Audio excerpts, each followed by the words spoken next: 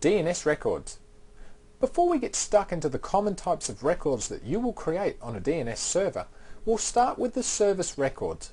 Service records are essential to Active Directory. They let DNS know what servers handle different types of services.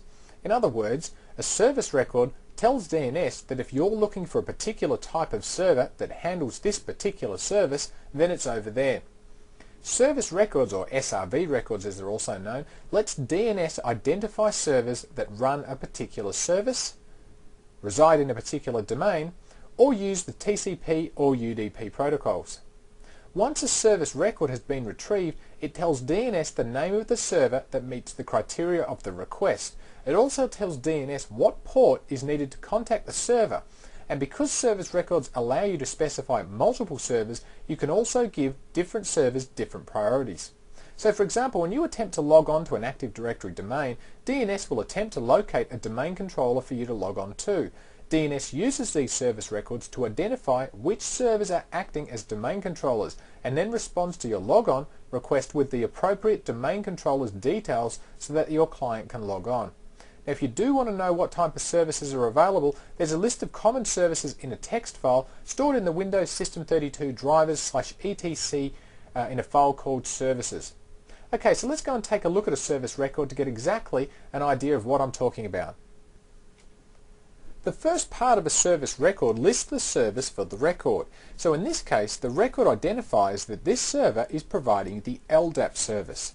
The service is always prefixed with an underscore and can contain such common services as SMTP or Telnet to help DNS locate email or Telnet servers. The next requirement of a service record is to join sections with a period. After all, this is DNS we're talking about and everything is separated by periods. Then we have the protocol. In this case it's TCP. So we know so far that to contact this LDAP service we need to talk to it using the TCP protocol. Now next we have the name MSDCS. We also have a value of 600, which is the time to live for the record. So this basically says, well, if you look up this record you can cache it locally, but you'll only be able to do that for 600 seconds or 10 minutes. After that you'll have to come and get it again. And next we see the record type, which of course is an SRV or a service record. Now the two zeros that follow this are referring to the priority and the weight of the record. The priority can be a number that ranges from 0 to 65,535. Now the lower the number, the more priority given to the record. So for example, let's say we had two service records pointing to two different servers. They had the same service running, and one had a priority of 10 and the other had a priority of 100. Then the client would be directed to the server listed in the service record with the value of 10. If that server was down, then the client would be redirected to the other server. The weight can also be used in addition to priority to provide a load balancing mechanism where multiple servers are specified in the target field are all set to the same level of priority. So when selecting a target server amongst those of equal priority, the weight can be used to set an added level of preference that can be used to determine the exact order for the target host used in an answered service query. So when a non-zero value is used, servers of equal preference are tried in proportion to the weight of this value. Now the range of values is from 1 to 65,535. If load balance is not needed, you use a value of 0 like we have here in this field, and it makes the record easier to read. Now next we have the port that the service will talk on. So for this record, LDAP is using TCP. It has 10 minutes that we can cache this record for, and to talk to us you're going to have to talk to us on port 389.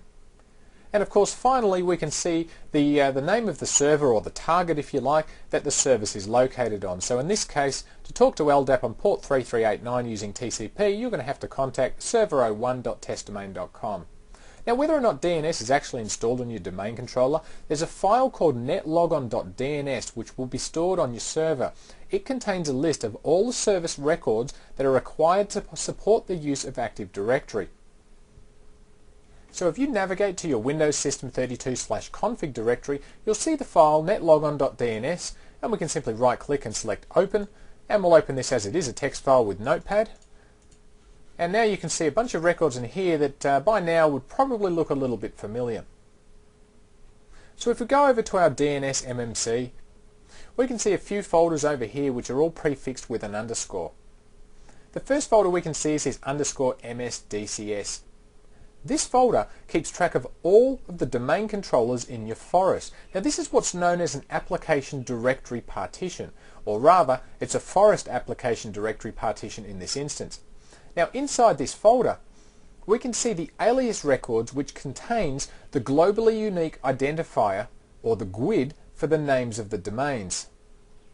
Now using this GUID is why we can use some of the newer features of Windows 2003, like the ability to rename domains, because some clients might not be able to find the domain if it's renamed, but DNS knows about it by referencing this GUID, because even though the name might change, this GUID stays the same. Now let's take a look under the sites directory, and we'll expand this out here. We'll just expand this so we can view it a little bit easier. Okay, so under _sites we actually have two folders, a default first name site and the _TCP folder. Now this default first name site directory is linked in with the sites that we create in Active Directory. This is kind of out of scope for our DNS videos, but more of what you see in our Winstructor sites and replication videos. But if we open up Active Directory sites and services by clicking on Start, Administrative Tools, Active Directory sites and services, we'll just expand this here, and you can see we do have a default first name site. So what I'm actually going to do here for the moment is I'm going to right click and rename this, and we'll call this US. And we'll close this down. What we're going to have to do now is actually close down our DNS console and reopen it again to be able to see the change. We'll go back into our forward lookup zones, we'll expand our sites, and now we can see that this has actually changed to US. Okay, now if we expanded it out, we can look in our _TCP directory, and we can see we have 3 records inside. Now effectively what's happening here is that clients that are connecting to our US site, when they contact a DNS server to find a global catalog server to log on, or a Kerberos server, and so on and so forth, DNS will look inside the US site for that client and see the service record telling it where the server is. So in our case, DNS would go back to the client and say, hey, if you want to log on, go and talk to server 1, because that's the global catalog server, and you can do that here on port 3268. So under our MSDCS folder we have 4 subfolders. We have DC domains, GC and PDC, and we'll go through quickly and just explain what they actually do. The DC folder here simply allows us to locate domain controllers in our sites. Now this is exactly what we just spoke about before. Underneath here you can see we do actually have sites listed, and of course we have US. If we had multiple sites, for example we say we had London, we had Paris, we would also see these sites listed under here, and this is just a forest-wide pointer, if you like, to all of the services that are available under our individual sites. Now down here we see a domains folder. Again, it holds service records for the domain controllers that we have in our domain. So if I expand this one out here, we can see with the 2 GUIDs of the 2 domains that we actually had. If we go into one here, we can see this is server 02 in the sales.test.com domain. Now this one here, of course, will be server 1 in the testdomain.com domain. The GC folder is very similar to the domain controllers folder, although this one here is what DNS uses to find domain controllers that hold the global catalog. So again, if we expand this one out here, we can actually see a service record for the global catalog server in our organization, which happens to be on server 01, and of course to talk to the global catalog server we need to use LDAP on port 3268. Now finally we have the PDC folder. Now this particular folder here is what tells us which server holds the PDC emulator role at the root of the forest, and you'll only should expect to see one service record in this folder. Now we do have a couple of other folders down here, and I'll quickly touch on those. The TCP and the UDP folders simply hold all of the service records for services that run on either the TCP or the UDP protocol, irrespective of any site they may be in. Now the domain DNS zones shows us all of the sites in our domain, and the forest DNS zones shows us all of the sites in the forest. So basically all of this really here is really showing us all of the same information, but it's grouped by different categories. So in other words, we do see things grouped by domains, we see things grouped by if they are a global catalog, whether they hold the PDC emulator role, whether they talk on TCP, UDP, so on and so forth. Now under our TCP folder we can see that we currently have 4 records that use the TCP protocol. So I'll go through and explain what these records actually do. The GC record here identifies a global catalog server. The Kerberos record is used for authentication purposes.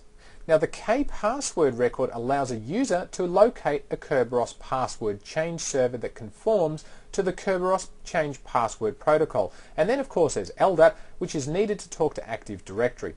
So if we take a closer look at one of these records, in fact we'll look at the Global Catalog Service record, we can see that it has a priority of 0, a weight of 100, and that it talks on port 3268. If we wish to edit any of these properties, we can simply double click on the record and then we can change some of the properties if we wish. We can also see which host is offering this service. On the Security tab, we can use the Windows Access Control List to control permissions to this object. Now by default, only members of the administrators, the domain and enterprise admins, as well as the enterprise domain controllers groups have the ability to change these objects. So if we sum up what this whole _MSDCS folder is about, it's a single location that allows us to find servers that perform certain functions anywhere in our forest regardless of domain. Now this is really useful because if I'm traveling type of person and I'm in the US but tomorrow I'm traveling to London, then when I get there I need to find a domain controller to log on. Now it's this folder that makes that all possible. The one final thing I want to talk about before we move on to discussing some of the other records is what to do if this _MSDCS folder isn't created. Now by default it is created when you create your first primary zone. Now if your first DNS server has been created on some other DNS system, then this might not be created and you'll have to do that manually. So what you'll do is you'll right click on your forward lookup zones and you'll select New Zone, and then of course you'll select Next. Accept the default of primary zone and store the zone in Active Directory and click Next. Now this time we would actually choose the top option to replicate our data to all DNS servers in our forest of testdomain.com. So we'll do that, we'd click Next, and now what we'd do here is we'd enter the name of the zone, which would be _MSDCS.testdomain.com or whatever the name of your forest root is, and then we'll just click through the remainder of this wizard and then we'll be done. Okay, so I'll cancel this. Now with service records out of the way, let's take a look at some of the records that you'll expect to see inside your forward and reverse zones. So the first thing we can see here is the Start of Authority or SOA record. Now this indicates the name of origin for the zone and contains the name server that's the priority source of information about the zone. It also contains some other basic properties of the zone such as the versioning. Now over here on the right we can see that it starts with a serial number of 106. Now when we make changes to our zone, secondary DNS servers will compare their version number with this one to determine whether or not they need to update their records. So on our secondary server, if our secondary server had a value of say 90 compared with this one which has 106, it would indicate to our secondary server that 16 changes have been made to our primary DNS zone, so we need to start replication to make sure that our secondary is now up to date. So if we double click on our Start of Authority record, this takes us to the properties of our zone and directly to the Start of Authority tab. Now here we can see the serial number that we looked at a moment ago of 106. Now if we wanted to force replication on this, we could actually just click this increment button and increment the number of our serial number. Now next we can see the name of our primary DNS server, which as expected is server01.testdomain.com. Now you might notice that our server name has a trailing dot after it. In fact, this dot that we can just see just here. Now if you want to be technical, DNS to be a fully qualified DNS name actually requires this trailing dot. Now if you recall when we discussed DNS resolution, that test domain was delegated to us by Network Solutions who own the .com, and then .com was delegated by ICANN who managed the root. So to have a full DNS name, technically we must go all the way back to the parent, which is the root, and hence the reason for the trailing dot. Now in most situations we don't ever see or have to enter this trailing dot, like when we ping anything or open a web page, but DNS does use it behind the scenes. Now next down here we have the responsible person. Now even though this actually doesn't look like it, it's actually an email address. The only difference here, of course, we don't have an @ symbol here, we have a dot. Now the reason for that is that the @ symbol is not a valid character in DNS, so it's replaced with a dot. So the default is set to hostmaster dot whatever the rest of your domain is, .testdomain.com in our instance. But of course we can change this if we wanted to change it to say webmaster or something like that. But again, to be complete and valid with DNS, we see the trailing dot again at the end of our responsible person. Now next down here we see the refresh interval, which defines how long the secondary servers will check back with this DNS server to see if there's been any changes. So any secondary DNS servers will check the serial number as we mentioned before. If there have been changes, then it will initiate a zone transfer and pull the records to the secondary. Now if there are any problems with performing a zone transfer, then it will retry after the interval specified here, which defaults to 10 minutes, although we can certainly change that if we wish. Now if the secondary is unable to contact this server for a full day, then its copy of the zone will be expired and it won't be used. If the secondary then contacts this primary successfully, then it will reactivate its copy of the zone and then perform any necessary zone transfers.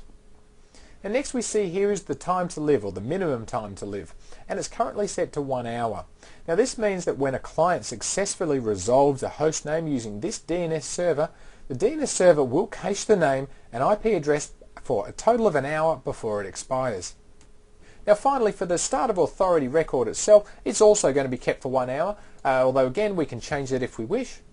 Well, the next thing we'll do is take a look at the name server record. So we'll cancel this one out here and have a look at our name server record. Now the name server record is used to notate which DNS servers are designated as authoritative for this particular zone. Now here we can actually see that it defaults to server01.testdomain.com as being the name server for this zone. If we double click on this, it'll take us straight to the name servers tab on our testdomain.com zone properties. So we can see down here that server01.testdomain.com is the name server which is listed as authoritative for our domain. If we did want to have a secondary server that would also be authoritative, if we had 2 or 3, we can simply click on add and then punch in the fully qualified domain name, hit resolve, it'll pop the IP address down here, then we can click add and OK, and then we can have multiple name servers. Okay, so the final thing I want to look at here of these 3 records is the host record, or the A record. And this is definitely the most common record that you'll be creating. A host record simply associates a host name with an IP address. So the first record that our DNS server will know about is the IP address of itself. So it knows its name is server01, so it instantly associates itself with its own IP address. Now in our network, we actually have a router which is defaulted to 192.168.0.1, and unfortunately we can't actually ping that by name, and I'd kind of like to. I don't really like typing in a lot of these IP addresses all the time. So what we can use a host record for is to give this record a name. So what I'll do is I'll right click and I'll select new host. Now I can simply punch in a name and I'll call my router router, and you can see down here it populates automatically with the name router.testdomain.com. And now I can actually punch in an IP address of my router, which is 0.1. And what I'll also do is create a pointer record, and I'll talk about this in a moment. And then we'll just simply click on add host. And we can see that the host record of router.testdomain.com was successfully created. So we'll click done and we'll close. Now we'll open up a command prompt, and now all I have to do is type in ping router, and you can see that it actually resolves the name to router.testdomain.com with the correct IP address. Now the next type of DNS record we have is the MX record, or the mail exchanger record, and it's used for, you guessed it, identifying email servers. Now when you send an email to say bob@testdomain.com, you've told your email client that you want to send an email to someone who has an account named Bob on a server in the testdomain.com domain. What you haven't told your email program is what server Bob's account lives on. Now with web servers and FTP servers, there's an unwritten rule that says that web servers and FTP servers should start with a www or an FTP. While this isn't exactly written in stone, of course, but when you point your browser to a website, you simply expect to type in www.somethingorother.com. Now with email servers, there's no such rule, so an MX record is what tells DNS where to send our email. So to create an MX record, we'll simply right-click like we've done here, and we'll select New Mail Exchanger. Now in the first field here, we need to add a host or child domain. Now in this case, as we want our mail to be in the testdomain.com domain, we can actually leave this field blank. Now down here we need to enter the fully qualified domain name of an email server. Well, we don't actually have any email servers in our network, but that's okay. It won't stop us from configuring an MX record for our demonstration purposes anyway. So what we'll do is we'll enter a fictitious email server of mail1.testdomain.com. Now in the priority field we have a default value of 10. With this server being our only mail server, this box really has no effect. But when we have multiple servers, the priority comes into play. Basically, the lower the number, the higher priority. So we'll leave this default and we'll click OK. Now you can see here that our MX record has now been created. Now we still need to add a host or an A record for the Mail1 server as well. Now we'll do that, we'll right click, we'll select new host and we'll type in the name of Mail1 and we can see the rest of it gets populated here automatically. And then we'll just give it an IP address of 192.168.0.99. Now I realise that that one is not taken IP address on my network, so we'll just click add host. We can see it was created successfully and then we'll choose done. Now what I'm actually going to do here is I'll right click again and I'll choose a new host and I'll call this one Mail2 and I'll give this one an IP address as well of 192.168.0.98. We'll choose add host. It's created OK. We'll choose done. Now what I'll do again is right click and I'll choose a new MX record. This time we don't need to fill in the host or the domain name. We've mentioned that before. We'll type in mail2.testdomain.com. Now of course we have our mail priority of 10, where this time we'll change this one to 100 and then we'll click OK. So now you can see we have two host records here, Mail1 and Mail2, which point to our email servers, and we have two MX records as well, which also reference our hosts. So now, in effect, because we have two email servers, Mail1 will be given priority as it has a lower number here, lower priority number. So what this really means is that unless Mail1 happens to be down, Mail2 should never receive any email. Now if we wanted to, we could add a third MX record and give it the same priority as one of our other servers. In fact, we'll do that now. We'll right click, we'll create a new host and we'll call this one Mail3 even. And then we'll type in an IP address 192.168.0.97 seems to be the next logical number. We'll choose add host and we're done. Then we'll right click, we'll choose new MX record, we'll go back down here, we'll type in mail3.testdomain.com and we'll leave the priority at 10. Now you can see that we actually have an MX record here for Mail1 with a priority of 10 and we have an MX record here for Mail3 with a priority of 10. So which one wins? Well, actually I haven't tested this, but the general consensus is that both of these two will load balance and that the first request will go to Mail1 and then the second would go to Mail3. Now as I said, I haven't actually tested this configuration, but I thought I'd point it out just in case you happen to be in the lab and you're really bored and you'd like to test it out. Okay, so the next thing we'll move on. The next thing we'll look at is the CNAME or the alias record. Now this is where our common www or FTP that we spoke about earlier comes into play. So let's say that we want our fictitious mail server, Mail1 here, to become a web server as well. Now as it stands, internet users would have to type in mail1.testdomain.com in their browser to get to our website. Well, that's no good because people expect to type in www.testdomain.com. So what we need to do is provide an alias of www to our server. So let's do that now. We'll right click and we'll select new alias, which is a CNAME record. Now because we want people to log into our server using www, we need to provide the alias name of www. And you can see here the fully qualified domain name then becomes www.testdomain.com, which is what people expect. Now here we can type in mail1.testdomain.com and then we can click OK. And now we see we do have a machine that's referenced as www, which is an alias for the machine which is mail1.testdomain.com. So now when people browse to www.testdomain.com in their Internet Explorer, they'll actually come into our network and hit our mail server, which is also being configured as our web server.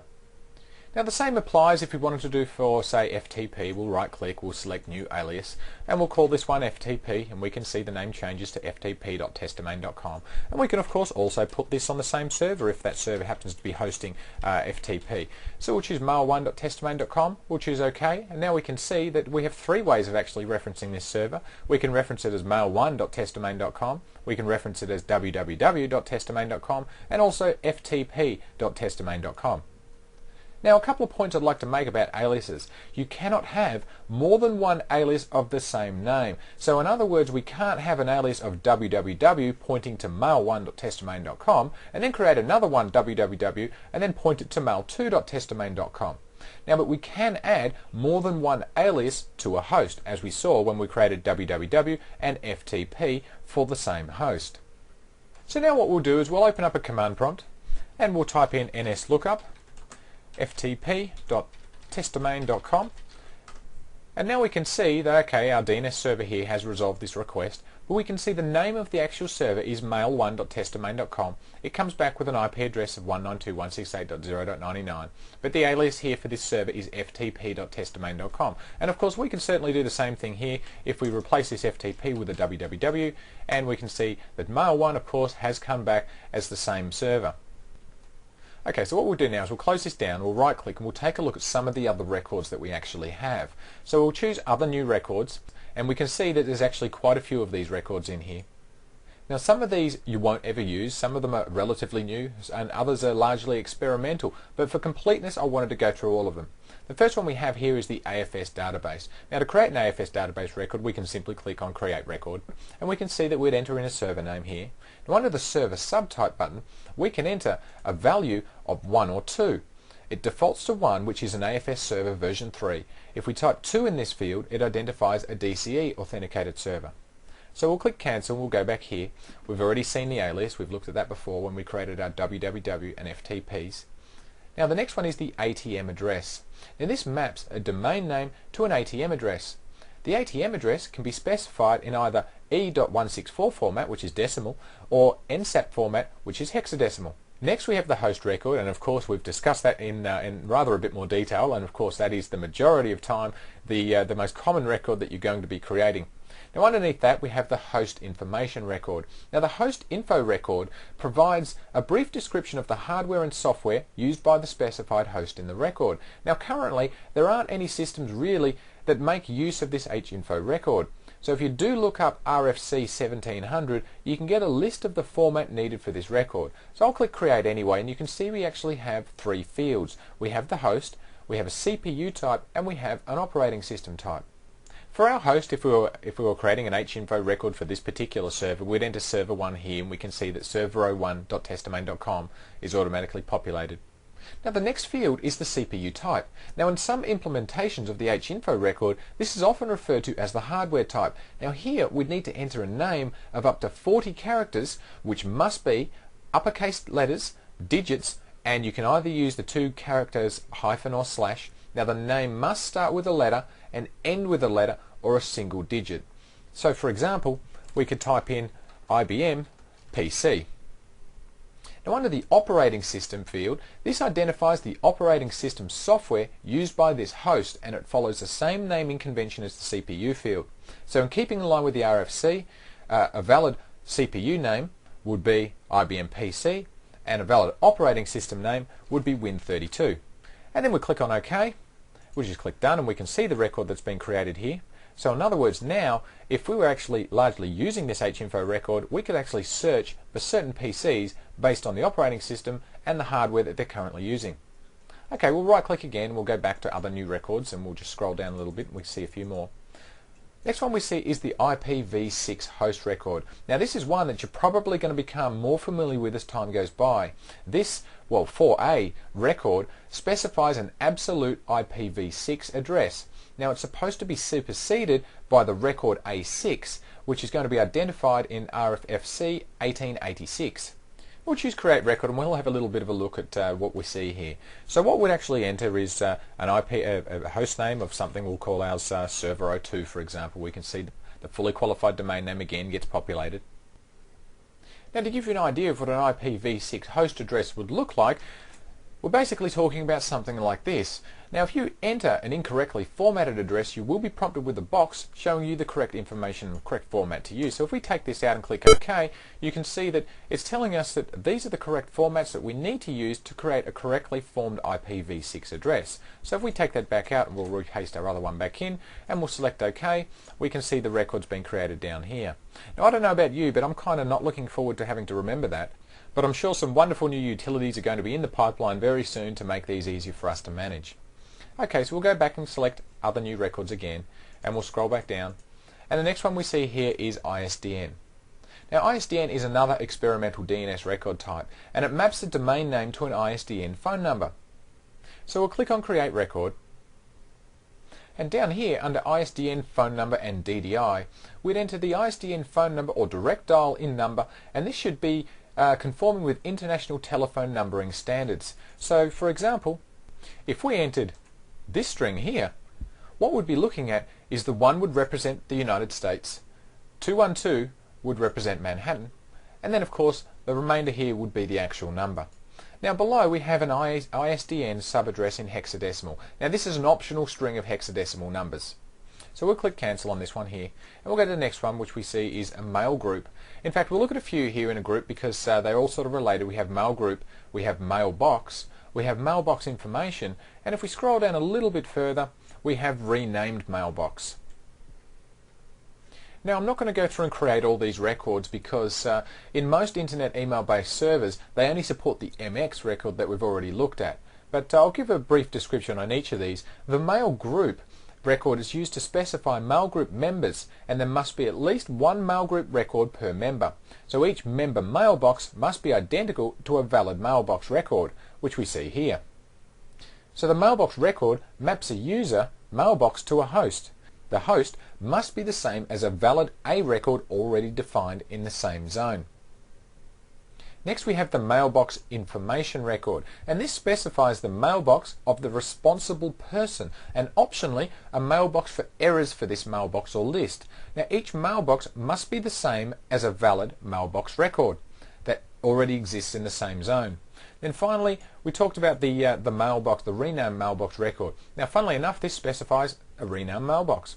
This MR record can be used as a forwarding entry for a user who has moved to a different mailbox. Okay, the next one we had here was next domain. In fact, next domain, public key, and also if I scroll down, signature records are all part of DNS security, or as it's actually known as DNSSEC. Now DNSSEC is a secure DNS protocol designed to prevent IP spoofing and protect data integrity.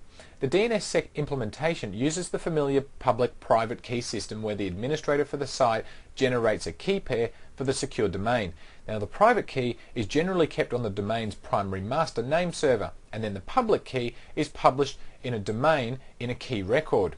Now the administrator would then sign the data record, the domain data record, to verify its authenticity, and then would add one of these SIG records which contains the signature for each domain record.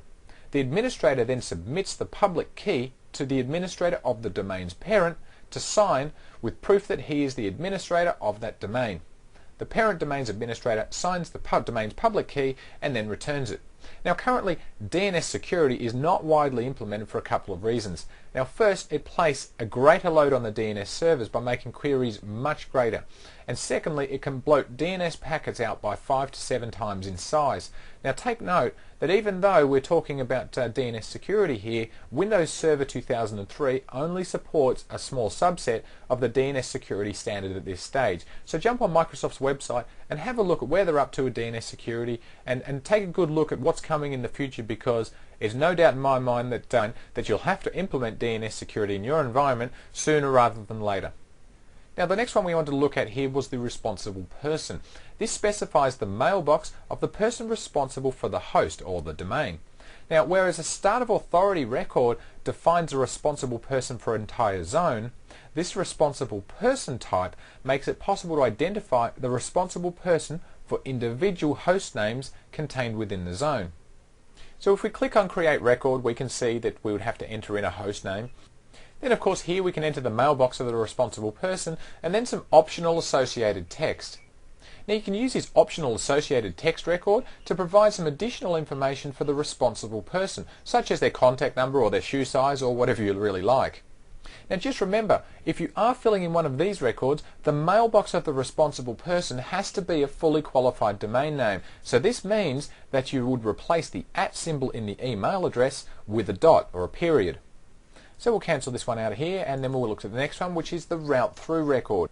The route through record specifies an intermediate host that provides routing to the domain name of the record. Now this can be used by computers which are not directly connected to the internet or a wide area network.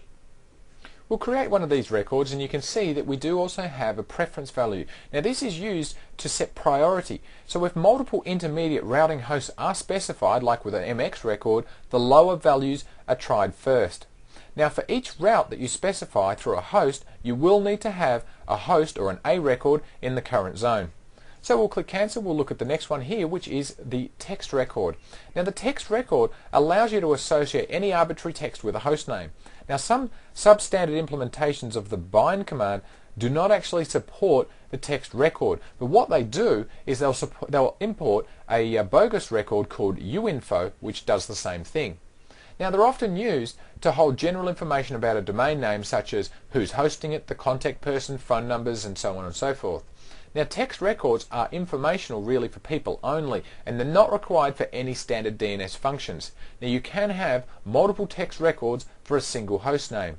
So if we click on one of these here, we can simply see that we could enter in a record name, so we'll call ours server 01, and then we could enter in any arbitrary text about this. We'll click OK. Next we have the well-known services record. Now this describes the well-known TCP/IP services that are supported by a particular protocol on a particular IP address. The well-known services record provide TCP and UDP availability information for TCP/IP servers. So if a server supports both TCP and UDP for a well-known service, or if the server has multiple IP addresses that support a service, multiple well-known service records can be used. So for this record, we'd simply enter in a host, an IP address, the protocol, TCP or UDP, and then the service that's provided by this host on this IP address using either of these protocols. That's fairly self-explanatory, so we'll click cancel. We'll move on to the final one we have, which is the X25. Now X25 records map a domain name to a public switch data network, or a PSDN, address number. Now any numbers used with this record should follow the X121 international numbering plan. Okay, so we've basically gone through all of these records here. Now, I've probably confused you more than anything else. In fact, you'll look at a lot of those and think, when am I ever going to create those? And in fact, you're probably right. A lot of them you won't. Now, the ones that you really need to be concerned with, of course, are the one on your right-click menu here. Host, alias, and MX record. They're the three main ones that you will create. Now, you're not going to create too many MX and alias records in your organization. The majority of records you'll be creating, of course, will be host records. And if you take the time to have a look at our DHCP server videos, we'll even show you ways to have these records created automatically. So you don't have to waste your time mucking around with host records when you could be doing other things. Okay, so there you have it. In this video we took a look at quite a lot of different records you can create on your DNS server. Now of course the majority of the time the records will be either an MX record, a CNAME record, or a host record that you'll be creating. But don't discount some of the other records that we looked at. Whilst I said that some of them are largely experimental, that's not to say that we won't be using them in the very near future. Certainly things such as an IPv6 host may very well become part of your network in the very near future.